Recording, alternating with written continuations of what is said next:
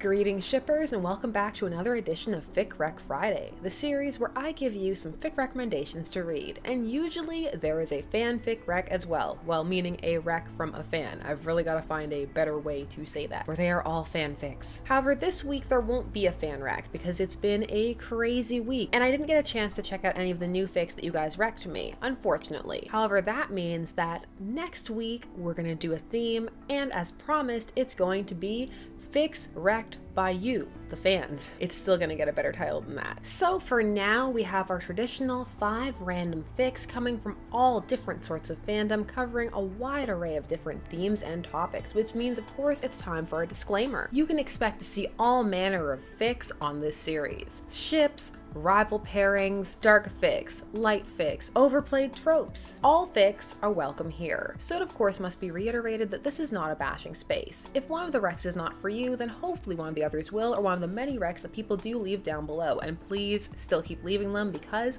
I'm gonna need plenty of fics to read to catch up and make up for this week. As always, one should not assume the intent of the reader, the writer, the wrecker, anybody. The goal here is to share a plethora of different fics. This is not a space to seek out people and harass them. Each time the disclaimer gets faster and faster. Before we get started, if you haven't already, please do follow on social media to stay up to date, know when we're streaming, and of course just come on over and chit chat about fandom. It's a good time, I swear. This week, at the time of this recording, we've done a couple of videos on Fantastic Beasts 2, and that very much put me back into the mood to check out the Harry Potter verse again. And I was actually going to do a very different Fic Rec Friday this week. I was going to go through my oft-mentioned fanfiction boxes of classic fanfics, pick out some of the Harry Potter ones and just a bunch of other ones, and go through some of those, just like a classic Fic Rec Friday week. Unfortunately, that was a very sad experience. I posted about it on Instagram a little bit. Most of the fics that I was looking for were just gone. Not only were they gone, but sometimes the archives that housed them were gone, pairing manifestos were gone, just a lot of things were missing, and it just ended up being very sad and putting me into a very maudlin mood. I was so excited too. So these are the famed boxes. I have 2 of them. I did a culling a few years ago when I moved, and some of them didn't make it, but these were my absolute faves.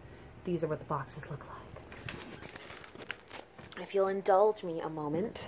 One is heavier, one is lighter. This is the heavier one. This has most of the fics. This one only has a few, but on these boxes, they hold some secrets. I'm actually thinking of maybe doing a Lost fic edition, just sharing some of these amazing fics. That may be a bit weird, but some of these stories were truly amazing, and people deserve to know that they existed. They were real. Oh.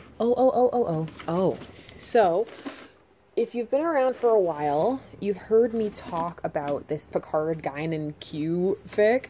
I found it, but I did still stay in the vein and found one of my favorite old Harry Potter fics from back in the day. I've actually wrecked this fic before on a Fanversations, so I'm very happy to share it again because this is definitely a classic fic that I come back to over and over and over again. This fic is called Still Life by the Treacle Tart. 1 chapter, word count 8,074. This was originally posted as part of the Snape you know what it's supposed to be saying. These were giant fic generating moments where people would post fics and there would be prompts and a time frame and time period to get your fics in so that they could be part of this giant explosion of fics. It was really fun, and they tended to occur around popular characters. However, Snape is actually noteworthy in this type of fest's history, for he is the first character to have a fest outside of the Star Trek fandom. And Snape back in the day was a very popular and shipped character. And despite how the name may be putting it, they weren't all sexual. You could write a wide range of rated fics for these events. Depending upon what form it was and what fandom it was, they would run more or less frequently. Sometimes you would have every 6 months, yearly, it really depended where one was. This fic was for a Snape pairing that, while many people may not necessarily know about it at the forefront of their minds, it is actually one of the stronger ones out there and has had its rises, its dips, but it stayed strong and managed to live to the end and still get fics written about it to this day. It's Snoopin', the pairing of Severus Snape and Remus Lupin. This pairing has had several high points. The first obviously being after the 3rd book, The Prisoner of Azkaban, which introduced Remus Lupin. The second being after the 5th book, The Order of the Phoenix, and finally after the 7th book, The Deathly Hallows. This takes place after the 3rd book, but at this time there were many future fics being written, people projecting what the future was going to look like, something that doesn't happen in the fandom anymore, as of course since canon is concluded people know. Such fics are now written as AUs, alternate universe fics that that diverge at some point in the canon. However, these new authors are still operating from a knowledge base that previous authors did not have. While a lot of the fics that I went looking for were purged because of explicit material, that being they were male-male, which counted as explicit a lot of the times, whether the fics were explicit or not. Or, of course, if they actually were explicit, because they had swearing in them. Because a lot of times fics that had more than 1 or 2 swear words would also be purged. Again, the purges, I'm sure you're tired of hearing about them, but they happened. They were intense. However, some authors also ended up removing their works after their pairings or what they thought was going to occur in canon didn't transpire, and they simply felt that their works weren't valid. Or as a result of changes in either their writing style or the canons, they no longer enjoyed their work, or were potentially embarrassed by it. And so they didn't bother either moving them or updating them, or some of them outright deleted them. This fic was originally from the archive Ink-Stained Fingers. This was a Harry Potter slash fandom page. There were lots of dedicated slash pages, most housing both slash and fem slash, though they could also be housed in separate archives. This was because these fics,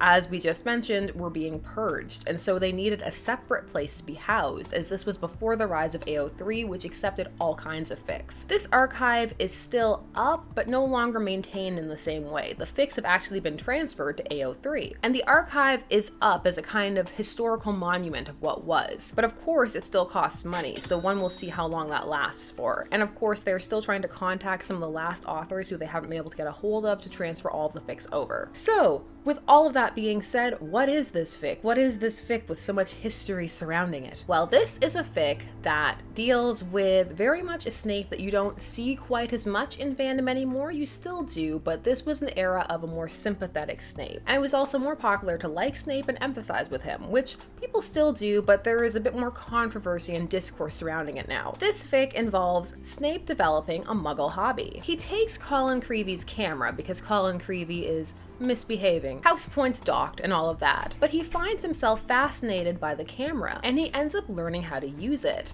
In the process, he discovers that he really likes Muggle photography. In fact, he likes it more than wizarding style photography, as he finds it more honest. This fic is about him discovering more about the people around him based on taking photographs of them. He learns about budding romances between side pairings that are occurring in the story, subtle ones. They don't really take much of the focus, they're simply mentioned. And most importantly, about Remus Lupin, who he starts to develop feelings for. It's a slow burn, a very gentle fic, and an interesting way of bringing these two together. It does skirt around having to deal with some of the issues that might keep these two apart, but it is a very solid finding each other fic, and it very much grants some humanizing, non-melodramatic elements to Snape. So if that sounds like it's for you and you want to check out a Harry Potter fic from back in the day when people didn't know what was coming, well, give it a look. And it cheered me up a bit out of my slump of not being able to find so many. Online at least, I still have the printed versions.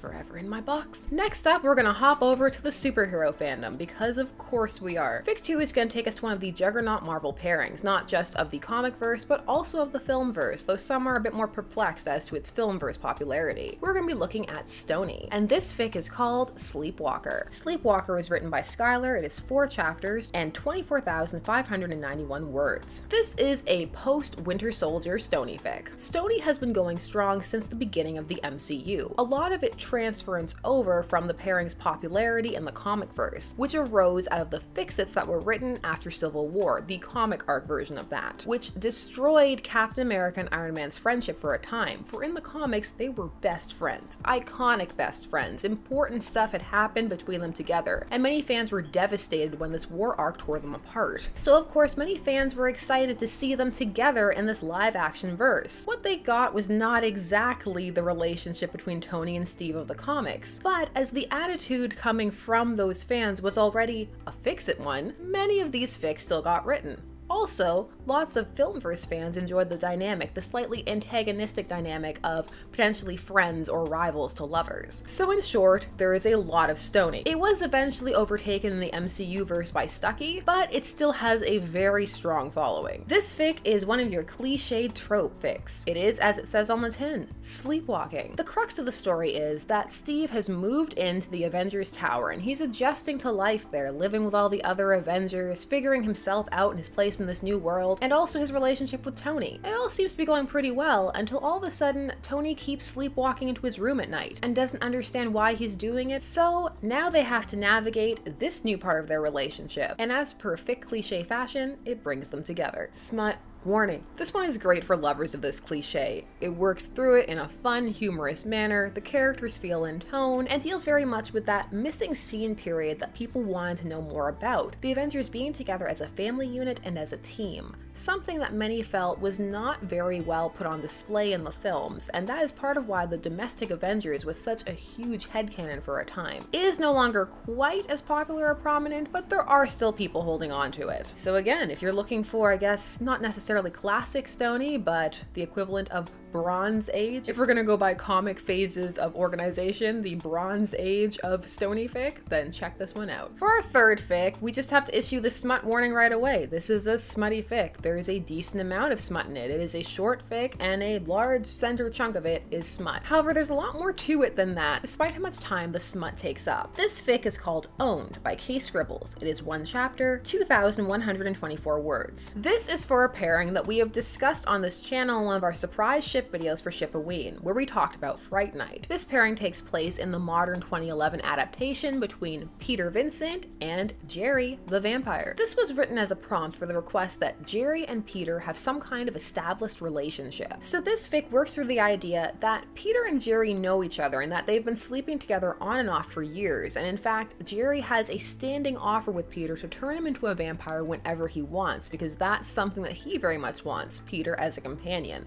But Peter is holding out and not ready to do that. It's very interesting and plays a lot with the dynamics of vampire and hunter and having this secret history with an immortal being and how it alters how you look at the people around you and what it does to you as a person. To have this creature that's always there, that you can always call on, that looks upon the world in such a very different way. It's actually a very introspective character study and very well written, because not as much time is given to that aspect of the story as the smut, although it could be said that it's equally balanced. Which brings up an important point: smut in fics. One day we will need to do an entire smut fic video, not necessarily wrecking smut fics, but explaining smut, because smut has a very maligned reputation within the fandom community. Mostly because it is largely associated with how people view fanfiction in general. It is not uncommon for people to this day to pull up examples of poorly written smut and use that to paint the entire landscape of what fandom is, making a mockery of it, and also making a mockery of people attempting to express anything sexual in that way. And some go so far as to say it has a youth corrupting element. And while there is a discussion to be had about youth, fandom, and smut, it is much more complex than people make it seem. However, smut can tend to be labeled as universally bad by some. This is unfair on multiple fronts. There is absolutely nothing wrong with exploring sexual topics in this way, as always making sure that they are tagged and rated correctly for the archives where they are housed. And of course, some are going to be worse written than others. Just like any fic, there is well-written smut and badly written smut. And smut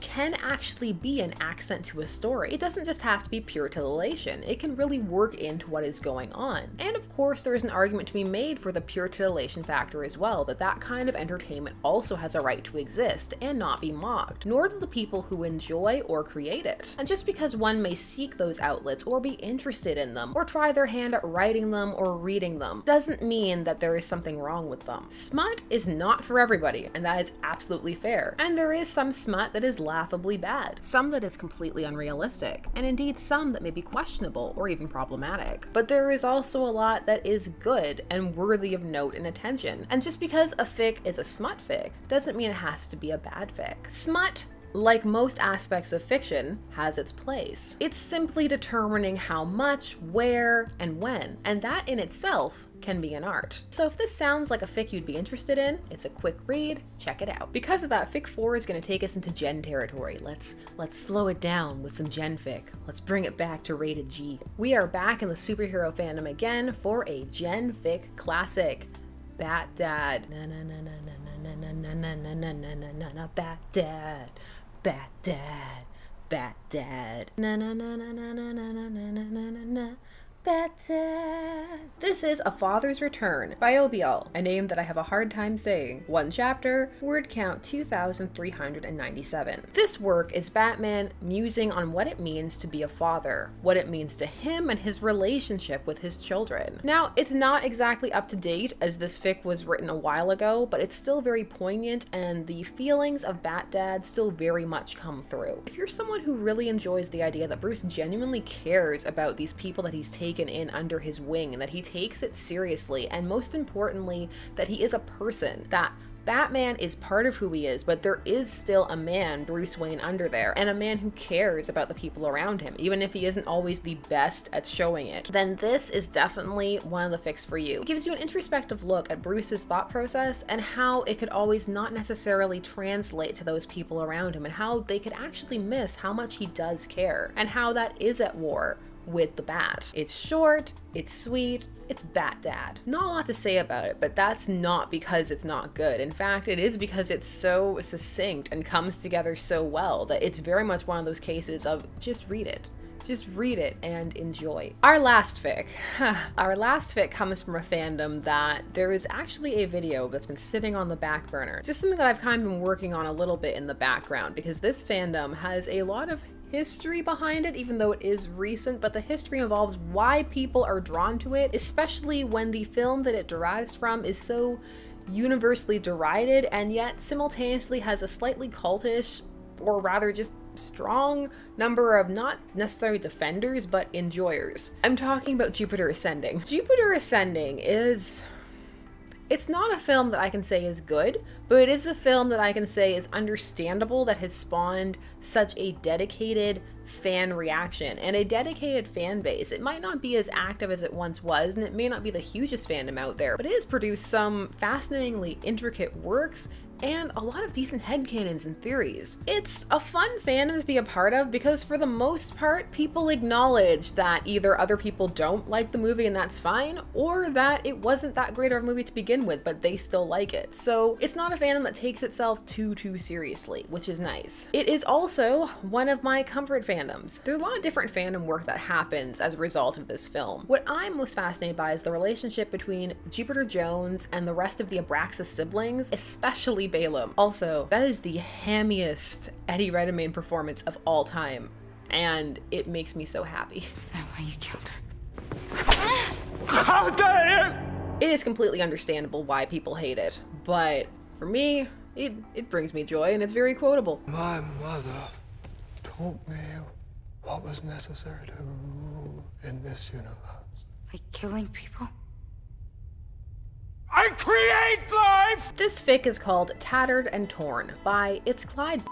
2 chapters, word count 10,974. This deals with the aftermath of the film. For those who are unaware, this film was initially meant to be a film series. There were supposed to be 3. It was going to be a trilogy. I am not going to go off on a tirade about Jupiter Ascending. Maybe another time. This fic deals with Jupiter finding her place in the universe now that she realizes that she is in fact a queen. What that means and how she's going to deal with Balaam. One of the headcanons, rather a fanon at this point, of the Jupiter Ascending fandom is that Balaam survived the end of the film, and that Jupiter has to find something to do about that. This fic reconciles Jupiter's humanity with her newfound duties, especially in a universe of beings who don't understand her reticence to do what they view must be done, especially surrounding Balaam. Balaam is slated for execution, and Jupiter does not want to go through with it, and that is very much the crux of this fic. Trigger warning, this is a dark fic. It is gory, there are descriptions of gore,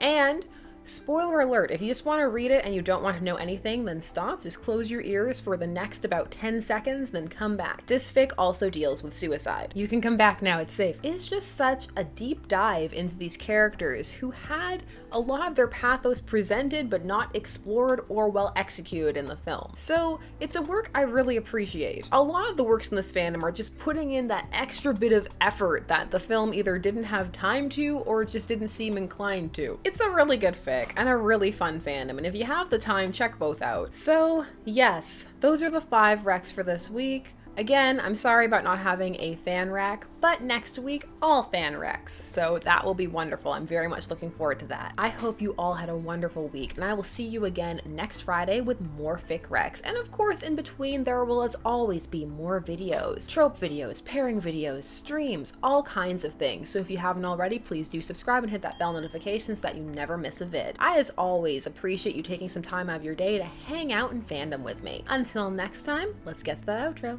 Bye-bye. This has been Shipper's Guide to the Galaxy. Don't forget to like, share, comment, and subscribe. Special thanks to all of my patrons, names on the side, for helping to make these videos possible. There are, as always, more videos coming soon, so until then, stay tuned, for there are as many ships out there as there are stars in the sky.